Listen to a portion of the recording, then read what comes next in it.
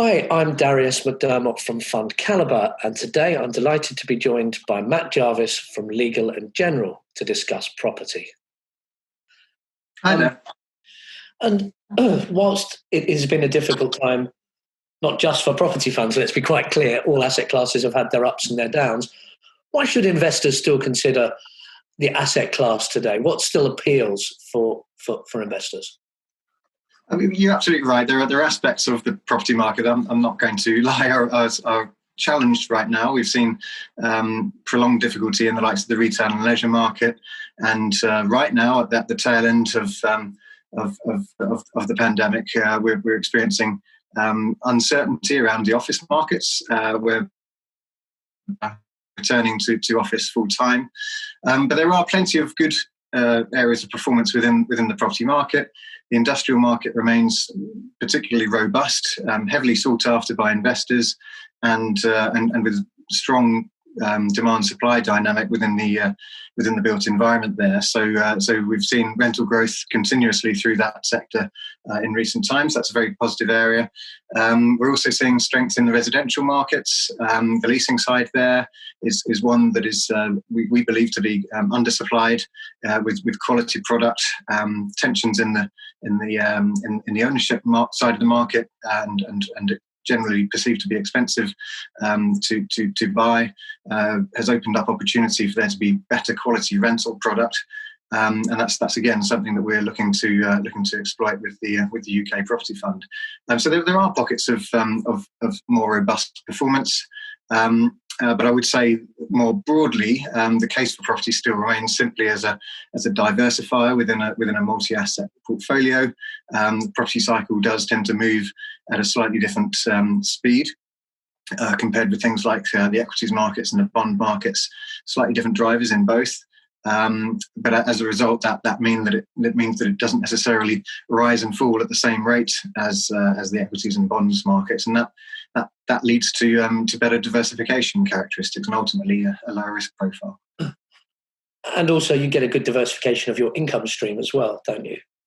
Absolutely. So with a balanced fund like mine, you're exposed to a wide range of sectors, which we will choose the exposure to depending on how we perceive the risks and opportunities within those sectors. But ultimately, the tenants that are providing you with your income stream through rents are from different industries, whether that's retail, leisure, and industrial offices, serviced offices, self-storage. There's a whole range of parts of the economy that we can tap into for different types of income stream and for different resilience of income stream. Certainly in recent times, we've been positively surprised by the resilience of the residential market.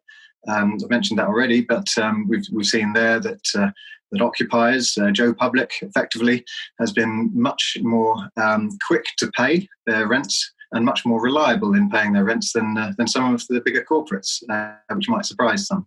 But it's that sort of resilience that we're drawn to at the moment. Certainly seeing it in residential, offices and industrial as well.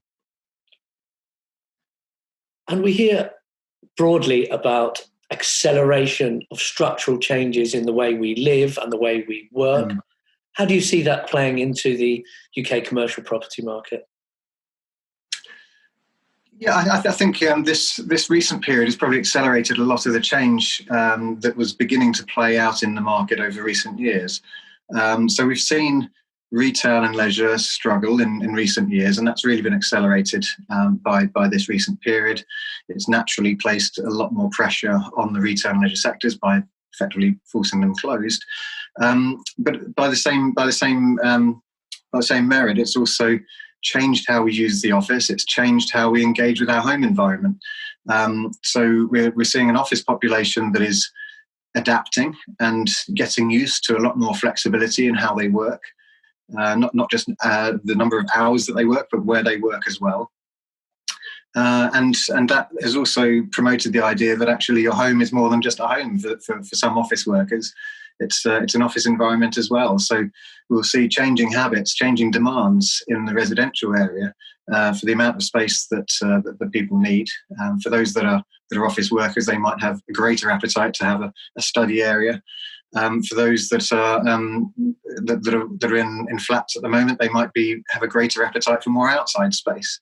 So these are likely to accelerate the changes within the built environment. And naturally, as a balanced fund manager, we need to adapt to that as well. Matt, thank you very much for your time this morning.